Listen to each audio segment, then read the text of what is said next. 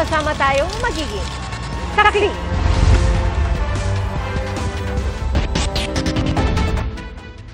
Naniningil sa pasahero at nagbibigay ng tiket ang isang konduktor nang biglang bumukas ang pinto ng Modern PUJ sa Bacolod City.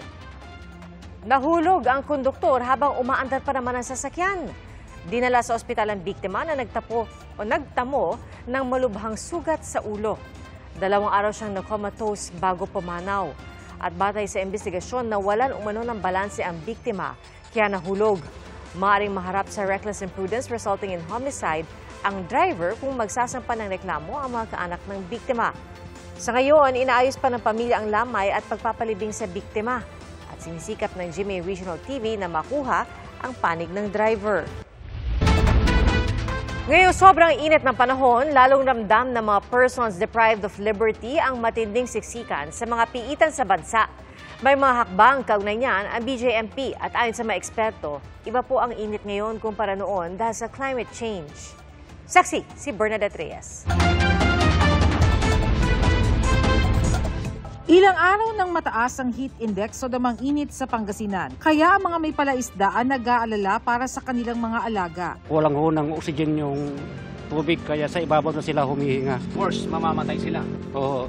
Sa Dagupan City, naramdaman ng pinakamataas na heat index ngayong araw na 44 degrees Celsius.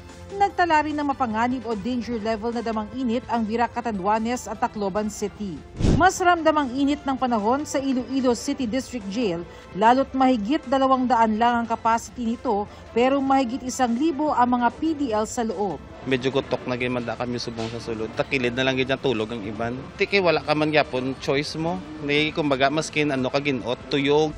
Ayon sa jail nurse, nitong mga nakaraang araw lang, umaabot sa 100 inmate ang nagpapa-check up sa kanila. Kung morning, so gina-open cell na sila, no? So may area lang dira sila.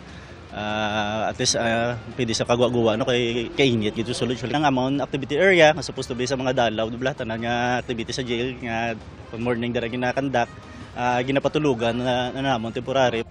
Sinasalamin nito ang sitwasyon sa iba't ibang malalaking bilangguan sa bansa. Ayon sa Bureau of Corrections, 248% ang congestion rate sa mga sakop nilang kulungan. Kaya bukod daw sa infrastructure project, ayon sa BJMP, nagpapatupad na sila ng mga hakbang para masiguro ang kaligtasan ng mga PDL. Kabilang dito ang 24/7 na naka-standby na jail nurse, paglalagay ng mga exhaust fan at ventilator shaft, at pagtitiyak na may sapat na supply ng gamot at malinis na tubig. Marami pa ring paaralan sa bansa ang nagpapatupad ng asynchronous classes ngayong araw gaya sa Maynila. Sa Iloilo City, inirekomenda na kapag naitala ang 42 degrees Celsius na heat index, otomatikong kansilado ang in-person classes. Mas frequent na yung pagtaas nito and tumataas po yung likelihood ng pagkakaroon ng heat cramps or heat exhaustion, lalong-lalo na po sa mga bata or sa mga may edad na. Hindi pa opisyal na tag-init pero kanya-kanyang diskarte ng paglaban sa init ang mga Pinoy. Tulad ng nagyayelong baong tubig ng isang delivery rider. Babalot ko lang siya ng tela. Komportabling damit at dalang payong ng isang estudyante. Para hindi rin po ako mapahamak, 'di ba? May banta ng heat stroke. At binagong oras ng ehersisyo ng isang fitness enthusiast. Earlier na mga 7:30 para hindi masyadong mainit. Pati mga alagang baka sa Ilocos Norte, maagang pinaliliguan at pinaiinom ng tubig. Ayon sa UP Institute of Environmental Science and Meteorology, iba na ang init ngayon kumpara noon dahil sa climate change. Ito yung pagbabago ng klima dahil sa mga pag-release natin ng greenhouse gases. So kung i-compare natin siguro nung kabataan pa ng mga magulang natin compared sa ngayon, mas mainit na talaga siya in general. Sa buong mundo yan, pero may mga lugar kung saan mas ramdam ang init. Sa Metro Manila, mas madami din yung urban spaces. So, semento, essentially. So, nag-absorb siya ng init. No? And then, later on, during the day, nag-release din siya ng init. No? So kaya mas lalong nagpapainit. Para maiwasan ang masamang epekto ng labis na init, iwasan ang sun exposure sa pagitan ng alas 10 ng umaga hanggang alas 4 ng hapon. Magsuot ng preskong pananamit at dapat laging maging hydrated. Bahagyang bumaba naman ang level ng tubig sa Angat Dam na nagsusupply ng mahigit 90% ng tubig sa Metro Manila. Nauna nang sinabi ng MWSS na wala silang nakikitang magiging shortage sa supply ng tubig sa buong taon. Para sa GMA Integrated News, ako si Bernadette Reyes, ang inyong saksi. Nauwi sa pamamaril ang pagkumpronta ng isang lalaki sa grupo ng kabataang nakapisikalan umano ng kanyang menor de edad na anak sa liga ng basketball. Ang tatay sinuntok at pinagtulungan ng mga kabataan batay sa kuha ng CCTV. Saksi, si Emil Sumangil. Palakad-lakad at tila may dinuro ang lalaking nakaitim na jacket. Sila pala ang kalaro sa basketball at umunoy na nakit sa menor de edad niyang anak. Maya-maya, tinangka niyang hawakan ang isa sa mga kabataang nakasalubong niya nang makatakas. Hinabol niya ito ng tingin hanggang sa biglang itulak ng isa pang lalaki ang naka-jacket. Nang mapaatras ang naka-jacket, sinuntok naman siya ng lalaking tinangka niyang hawakan. Isa sa mga kabataan, rumesbak at binato ng helmet ang naka-jacket. Dito na bumunot ng baril ang lalaki at pinagbabaril ang mga kabataang napatakbo sa magkakaibang direksyon. Mabilis na nakatakas ang lalaki, pero wala pang 24 oras. Nadakip din siya dahil sa pamamaril. Sa tulong ng ating mga informants, yung ating mga witnesses doon na gustong masolve ang problema, nakipagtulungan sa amin, and then sa tulong din ng mga CCTV, nag-backtracking kami. 3 ang sugatan sa insidente, nasa mabuti na silang lagay. Ayon sa suspect, ipinagtanggol ang umano niya, ang anak, nang magkapisikalan sila ng kanyang mga kalaro. Sumuko na lang po para po wala na pong mangyaring masama po sa pamilya ko. Yun po, bilang ama, kaya po nagawa yun. Kakasuhan din nila ang nanakit umano sa kanyang anak. May paalala ang pulisya. Ngayong uso na naman ang mga liga. Sa ating mga players, alam po naman natin na ang basketball ay isang contact sports. So hindi po may iwasan talaga na magkabalyahan. And let's us hold our horses. Sa ating mga magulang, yung away po ng bata ay dapat hindi magiging away ng magulang. Para sa GMA Integrated News, Emil Sumangil, ang inyong saksi. Hulikam ang pagtangay sa cellphone ng isang lalaki sa labas ng KTV bar sa Quezon City. At pagkasakay ng biktima ng motorsiklo, biglang umangkas ang isa pang lalaki na biglang hinablot ang kanyang cellphone. Sinubok siyang habulin ng biktima pero nakatakas ang suspect. Doon na nagsumbong ang biktima sa barangay.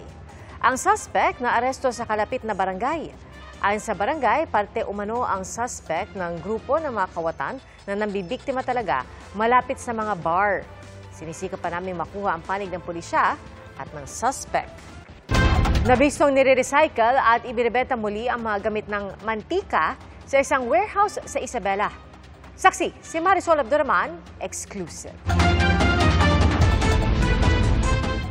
Sa warehouse na ito sa Isabela na aktuhan ng PNP-CIDG ang pagbebenta ng galong-galong mantika. Kasunod yan ng reklamong ang mga mantika pinoproseso umano para mamukhang bago. May nakapag-report sa amin na isang operation na ang mga used cooking oils na kinukuha sa iba-ibang mga popular food chains, reusable actually at hindi na-detect ng general public ang difference. Nakumpiska ang aabot sa 3.5 million pesos na halaga ng mantika.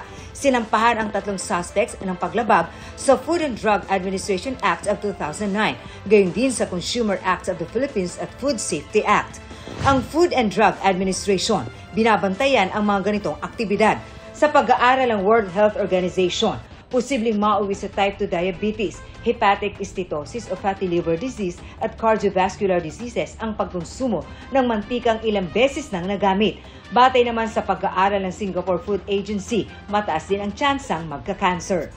Sa isang bypass operation sa condo units na ito sa Pasay, tumambad sa CIDG ang mistulang pharmacy na meron umanong mga kakaibang gamot. Nakatanggap sila ng reklamo ng di umanong illegal na bentahan ng mga hindi rehistradong gamot na ipinagbibili rin daw online. At the very least, it will be placebo na wala namang epekto sa katawan, or at worst, kung ito ay dangerous chemicals at tinake ng ating kababayan.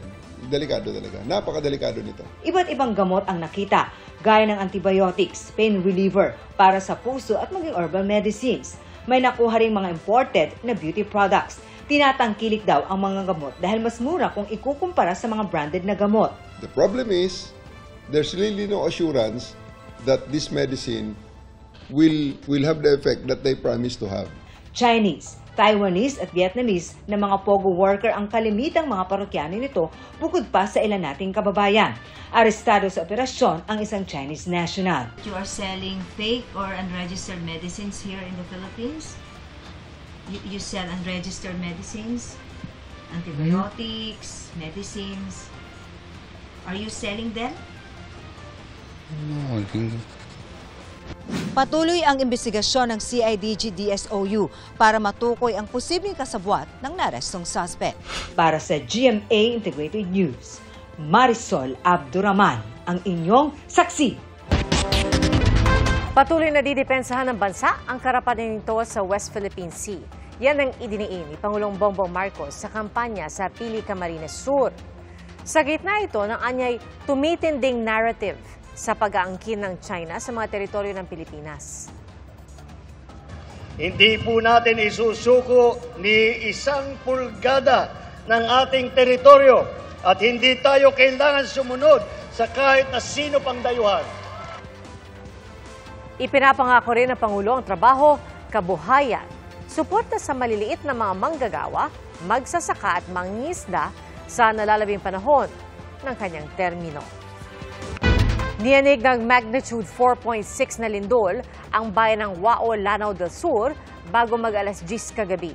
Sa loob mismo na opisina ng MDR-RMO, nahulog ang ilang gamit at nag-iikot sa kanilang bayan ang mga kawani ng MDR-RMO para alamin kung may mga idinulot na pinsala ang nasabing lindol.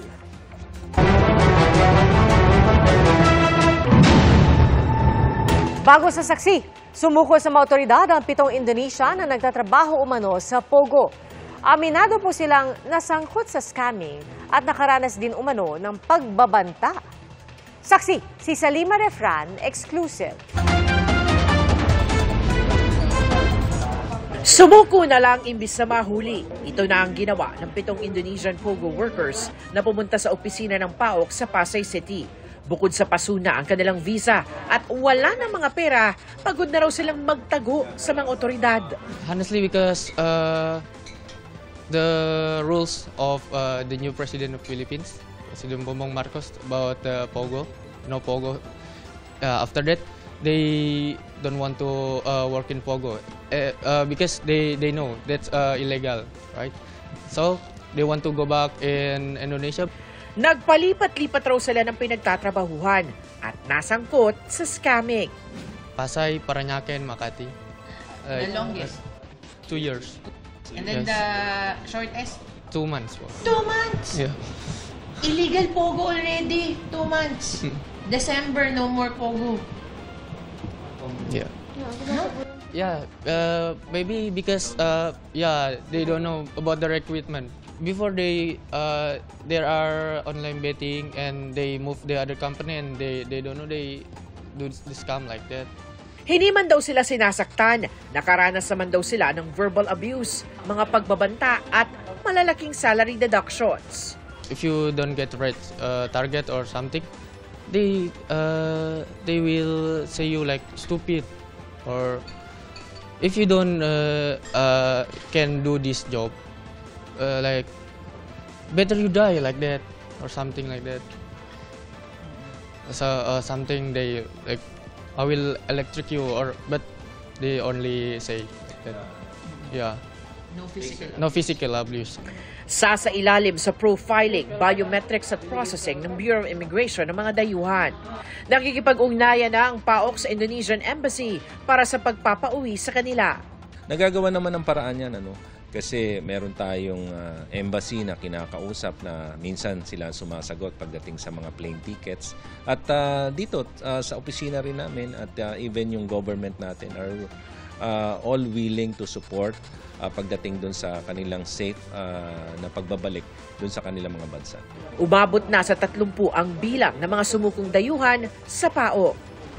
Para sa GMA Integrated News, ako si Salima Refran, nag-inyong saksi. May nakaambang bawas presyo sa petrolyo sa susunod na linggo. Sa taya ng Oil Industry Management Bureau ng Energy Department, hanggang piso at 20 sentimo ang posibleng tapyas sa presyo ng diesel. Batayan sa 4 na araw na trading. Sa gasolina naman, maaaring may bawas presyo na hanggang piso at 70 sentimo kada litro. Ganyan din po projection para sa presyo ng kerosene. At kabilang sa dahilan ng rollback ang pagdami ng stockpile ng crudo na Amerika at plano ng Organization of the Petroleum Exporting Countries o OPEC Plus na magtaas ng output sa Abril. May epekto rin daw ang taripa ng Amerika sa mga produkto mula Canada, China at Mexico. Sa unang pagkakataon mula na ma-confine dahil sa double pneumonia, naglabas po ng audio message si Pope Francis para sa mga nagdarasal para sa kanyang paggaling. Ating saksihan. Bago ang pagdarasal ng Rosaryo sa St. Peter's Square sa Vatican, isang espesyal na mensahe ang ipinarating sa mga naroon at mga nagdarasal para kay Pope Francis sa iba pang bahagi ng mundo. Pre-recorded ang mensahe mula mismo sa Santo Papa na nasa wikang Espanyol, ang pangunahing wika sa pinagmulan niyang bansa na Argentina. Agradezco de todo corazón las oraciones que hace por mi salud desde la plaza. Los acompaño de acá. Que Dios los bendiga y que la Virgen cuide. Gracias. Ito ang unang audio message ni Pope Francis mula sa Gemelli Hospital sa Roma, kung saan 3 linggo na siyang nakakonfine dahil sa double pneumonia. Noong Lunes, kinailangan niyang sumailalim sa non-invasive mechanical ventilation dahil sa 2 episode ng acute respiratory insufficiency. Nakaranas din siya ng bronchospasm, nakahalintulad ng asthma attack. Sa pinakabagong update mula sa Vatican, stable ang lagay ng 88 years old na Santo Papa at wala nang naranasang episode ng respiratory crisis. Tuwing gabi, kailangan niya magsuot ng ventilation mask na tumutulong sa kanyang paghinga. Patuloy rin ang kanyang physical therapy para makatulong sa kanyang paggalaw.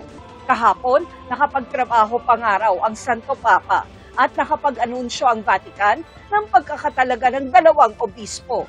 Sa ulat ng Agence France-Presse, bagamat hindi siya personal na nakasama sa pagunita ng Ash Wednesday sa Vatican, kasama raw siya sa blessing sa kanyang private suite sa Gemelli. Kinumpirma rin ng Vatican na isang senior cardinal ang hahalili kay Pope Francis para sa unang linggo ng Kwaresma. Ito na ang pinakamahabang pagka-confine ni Pope Francis mula na maging Santo Papa siya noong 2013. Para sa GMA Integrated News, ako si Tina Panganiban Perez, ang inyong saksi. Handa ang Pilipinas na gumawa ng hakbang sakaling magtatag ng Air Defense Identification Zone ang China sa West Philippine Sea. Ayon po yan sa Department of National Defense. Saksi si Chino Gaston. Nitong Pebrero lang nang tinabihan ng isang Chinese military helicopter ang eroplano ng BFAR sa airspace ng Bajo de Masinloc sa loob ng Exclusive Economic Zone ng Pilipinas. Habang noong Agosto, nagpakawala ng flares ang mga Chinese fighter jets laban sa aircraft ng Philippine Air Force sa parehong lugar. Ilang pagkakataon yan nang tila pagpapatupad ng China ng kontrol sa himpapawid sa West Philippine Sea. Paano pa kung magtatag ang China sa West Philippine Sea ng Air Defense Identification Zone o ADIZ o lugar kung saan i-require ang lahat ng dadaang aircraft na magpakilala, magsabi ng lokasyon at magpakontrol. Ginawa na yan ng China sa mga bahagi ng East China Sea na sakop ng exclusive economic zones ng Japan at South Korea. Sabi ni Defense Secretary Gilberto Teodoro Jr., illegal yan kung sakali. Kaya magpapatupad ng countermeasures ang Pilipinas at ibang mga kaalyadong bansa para kontrahin ito. Kung matuloy naman, may mga pansalag umano ang Pilipinas na hindi muna idinetalye ng National Maritime Council. Bukod pa yan sa kakayahan ng Philippine Air Force na ma-detect lahat ng eroplano sa West Philippine Sea, pwede ring magpadala ng Air Force jets doon para i-radio challenge at imbestigahan ng mga ito. That our radars are capable of detecting air and maritime movement that extends over our exclusive economic zone. Okay. It's capable also of doing the necessary, the Air Force in general, capable of doing the necessary challenges. Ayon sa isang security expert, matagal nang inaasahan ang pagtatag ng China ng ADIZ sa South China Sea, kabilang ang West Philippine Sea. It's a zone that a country would declare. It's primarily a strategic diplomatic move wherein any aircraft entering that zone has to identify itself to that country. Well, you need a lot of facilities. You need a lot of radar and monitoring system so you can monitor your airspace. Para sa GMA Integrated News, ako si Chino Gaston, ang inyong saksi. Ngayong may banta muli ng heat stroke dahil sa sobrang init, may payo ang mga doktor na simpleng test para malaman kung dehydrated ang isang tao. Yan po ang tinatawag na pinch test. Saksi si Jamie Santos. Bahagyang bumaba ang heat index dahil sa naranasang shear line sa bandang Cagayan Valley ayon sa Pag-asa. Sa eastern part naman daw, nariyan pa rin ang northeast monsoon. Pero ayon sa Pag-asa, asahan pa rin ang nakakapasong init sa mga susunod na linggo. Asahan pa rin po natin na tataas pa rin po ito bahagya hanggang sa tumaas ng medyo hanggang sa danger category po. By siguro mga third week na naman ng March up to April and May na po. Tataas pa rin po yung heat index po natin. Hindi raw inaalis ang posibilidad na pagdating ng Mayo, may mga lugar sa bansa na makakaranas ng extreme danger level. So, ang heat stroke po, nagsisimula po yan sa heat exhaustion. So, ibig sabihin po doon, ang mga senyales po na nagkakaroon na po tayo ng heat exhaustion, pagkakaroon ng parang nahihilo po tayo, pangihina, mataas na lagnat, pananakit ng ulo, pagbilis ng tibok ng puso, at kadalasan po nagtumutuloy po sa pagkukonvulsyon at pagkawala ng malay. So ito po ay emergency na kondisyon. Kung may nagpapakita na raw ng ganitong sintomas, una-una po, kapag po nasa initan yung pasyente, ilagay po natin sa malilim na lugar, pwede po nating paypayan po siya o itapat sa electric fan. Kung kaya pa pong uminom, pwede po nating painumin ng cool water, no? Tapos po, pwede rin po nating luwagan yung kanyang mga damit, no? Para po makahinga po siya ng maayos. Bukod pa po doon, pwede natin lagyan siya ng mga ice pack sa kanyang mga singit-singit sa kinikili at iba pa, no? Para po mapababa po natin ang kanyang temperatura. Pagka po medyo na-stabilize po natin, tandaan po natin, emergency po ito, kailangan po natin madala pa rin sa ospital ng pasyente. Pwede rin daw gawin ang pinch test para malaman kung ikaw o ang isang tao ay dehydrated na. Pinch test po na tinasabi po ninyo, yun po ay senyales na nakukulang na po ng tubig yung ating pong pasyente. Pag mabagal na pong bumalik sa original yung kanyang balat, ibig sabihin po nun, kulang na po siya ng tubig sa katawan. Para makaiwas sa heat stroke at heat exhaustion, payo ng mga doktor, limitahan ang paglabas sa initan, lalo na sa pagitan ng alas 10 ng umaga hanggang alas 3 ng hapon. Uminom ng maraming tubig, umiwas daw sa mga inumin na nakaka-dehydrate tulad ng alak, soft drinks at kape. Proteksyonan ng sarili kung di maiiwasang lumabas, gumamit ng payong at magsombrero. Para sa GMA Integrated News, ako si Jamie Santos, ang inyong saksi. Lalaki, arestado sa Pasay dahil sa pagbibenta o umano ng illegal text blaster para mang-scam. Batay sa investigasyon, nasa 600,000 pesos ang halaga ng aparato na inilalako niya online. Ang equipment na ito, kayang magpadala ng maramihang text message sa loob ng radius na 500 meters. Nadiskubre rin ng pulisya na dating security guard sa isang nagsarang Pogo ang suspect at nabili niya ang text blaster sa dating amo ng Pogo operator. Hindi siya marunong mag-operate ng text blaster, pero alam niya raw na ginagamit ito bilang pang-scam. Haharap ang suspect sa reklamong paglabag sa Data Privacy Act at Republic Act 3846 o an act providing for the regulation of radio stations and radio communications in the Philippines. Tumanggi siyang magbigay ng pahayag. Solicitor General, hiniling sa Korte Suprema na ibasura ang petisyon para ideklarang unconstitutional ang 2025 national budget. Sa 89 na pahinang komento ng OSG, hiniling itong ibasura ang petisyon dahil sa fatal procedural defects at kawalan ng merito. Wala raw nilabag ang General Appropriations Act sa hindi pagbibigay ng subsidiya sa PhilHealth dahil hindi naman obligadong bigyan ng PhilHealth ng subsidy kada fiscal year. Kaugnay sa mga sinasabing blanco sa Bicameral Conference Committee report, sabi ng SOGEN, kumpleto ang enrolled bill na siyang inaprubahan ng dalawang kapulugan ng Kongreso. Kinakatawan ng OSG ang Kamara at Senado. Gayon din si Executive Secretary Lucas Bersamin na mga respondent sa petisyon. Nakatakdang talakay ng petisyon sa Korte Suprema sa Abril. Para sa GMA Integrated News, ako si Jun Danasyon, ang inyong saksi.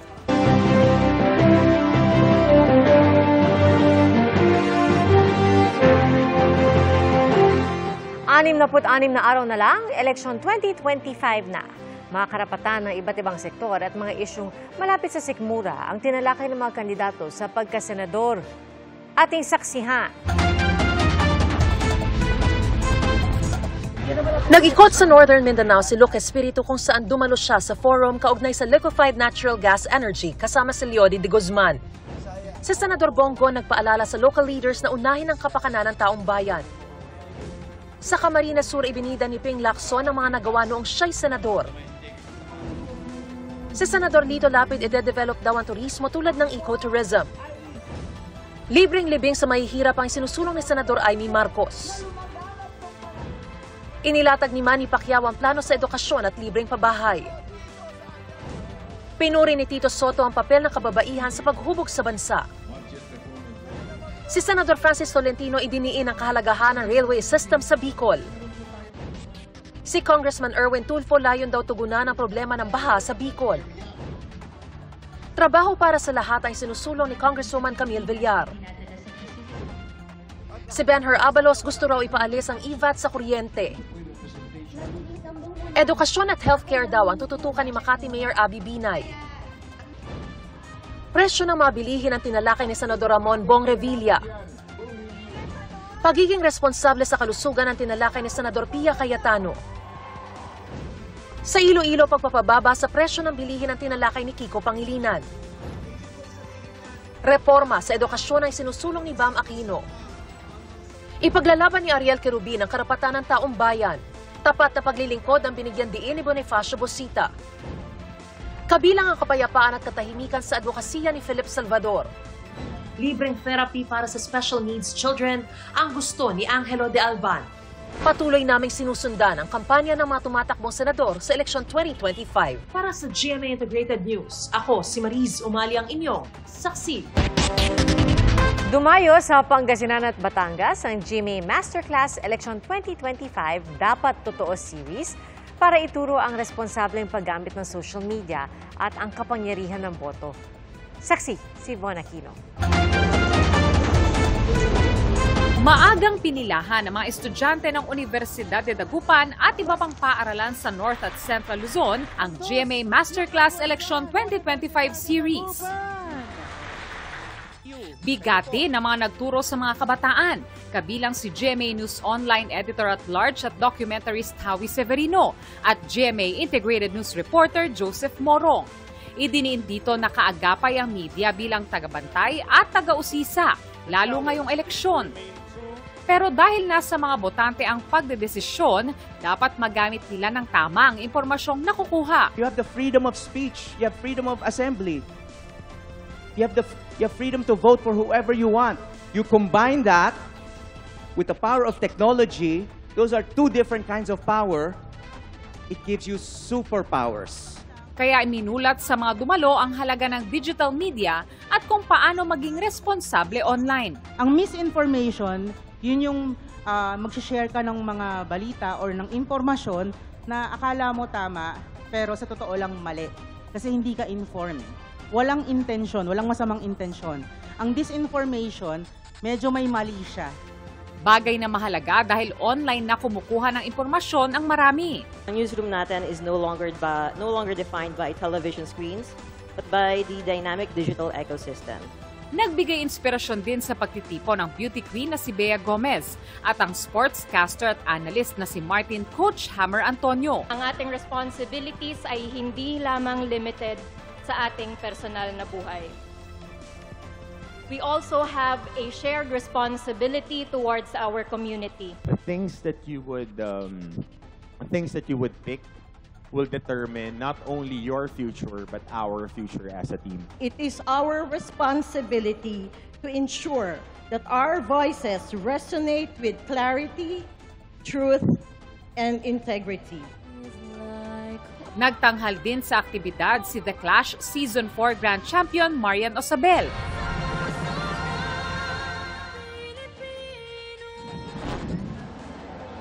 Maging sa De La Salle pa sa Batangas, itinuro ang pagtukoy sa tama at maling impormasyon online at kung paano ito lalabanan.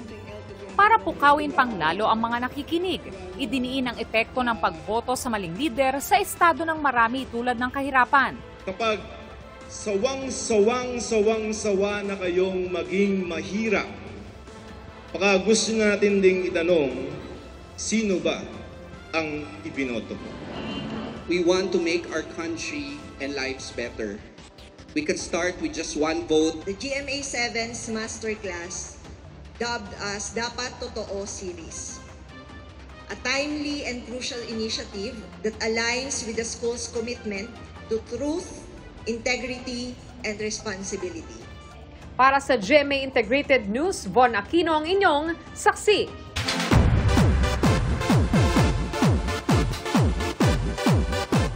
Palaban sa serye, pati in real life, ang bagong henerasyon ng mga sangre na sina Bianca Umali at Kelvin Miranda. Hindi alintana kahit magtamo sila ng mga daplis at tamaan ng sipa habang ine-ensayo ang kanilang fight scenes para sa Encantadia Chronicles Sangre. Itinuturing na lang daw nila ito bilang Scars of Victory. Matapos ang training, may inihandang sorpresa naman ng team para sa birthday girl na si Bianca. Kamusta kaya ang naging birthday celebration niya? It felt good that I was able to celebrate my birthday kasi hindi ko naman po talaga ginagawa yun. It was an event that made me remember that there are people who loves me and I know the people who I love. Nagpaikot-ikot bago sumabog ang SpaceX Starship spacecraft ilang minuto pagkatapos ng take-off sa ika-8 nitong test mission. Namatay lang makina ng spacecraft at nawalan pa ng contact dito ang kumpanya. Ang pagbagsak ng ilang debris na mataan sa Miami, Florida, gayon din sa Bahamas. Nag-iimbestiga na rin daw ang Federal Aviation Administration ng Amerika. Ngayong taon, ito na ikalawang beses na nauwi sa pagsabog ang pagtatangka para sa Mars rocket program ni Elon Musk. Binigyang parangal sa kauna-unahang Babae Awards ang GMA Integrated News Anchor at GMA Kapuso Foundation Ambassador na si Mel Tiangco. Kasama yan sa mga pagkilala sa top women business leaders at entrepreneurs ng Women's Business Council Philippines o Women Biz PH. Iginawad kay Tiangco ang Community Impact Award. At sa kanyang speech, hinikayat ni Tiangco ang pagbibigay pugay sa lakas, katatagan at determinasyon ng kababaihan. I am deeply grateful that I am part of GMA Kapuso Foundation and the GMA Network, for it is there where my professional journey brought me face-to-face and hand-in-hand with our people. From all walks of life, especially the women. That trophy is for all of us. Pinarangalan din sa Babae Awards sina Marifez Zamora, dating Foreign Affairs Secretary, Ambassador Delia Domingo Albert, at ginawaran ng Posthumous Visionary Leader Award si Margarita Araneta Flores.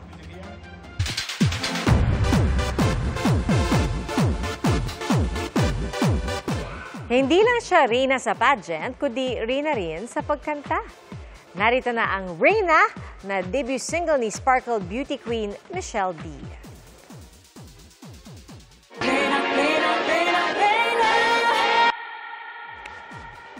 Ito ang kauna-unahang collaboration ng GMA Music at Star Music. Extra grateful si Michelle para sa opportunity at may pasilip din siya sa music video tampok ang kanyang blonde hair. Hindi lang daw nakaka-LSS ang kanta dahil ang lyrics nito ang sumasalamin sa kanyang life journey.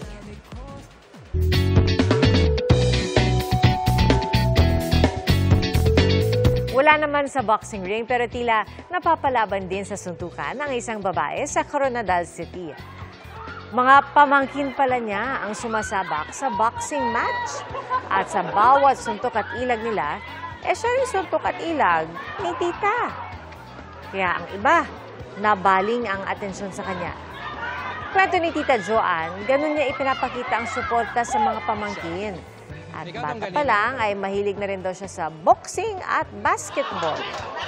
Patunay na sa isang pamilya, ang laban ng isa, laban ng lahat. Salamat po sa inyong pagsaksi. Ako si Pia Arcangel para sa mas malaking misyon at sa mas malawak na paglilingkod sa bayan. Mula sa GMA Integrated News, ang News Authority ng Filipino. Hanggang sa Lunes, sama-sama po tayong magiging saksi. Mga kapuso, maging una sa saksi. Mag-subscribe sa GMA Integrated News sa YouTube para sa iba't ibang balita.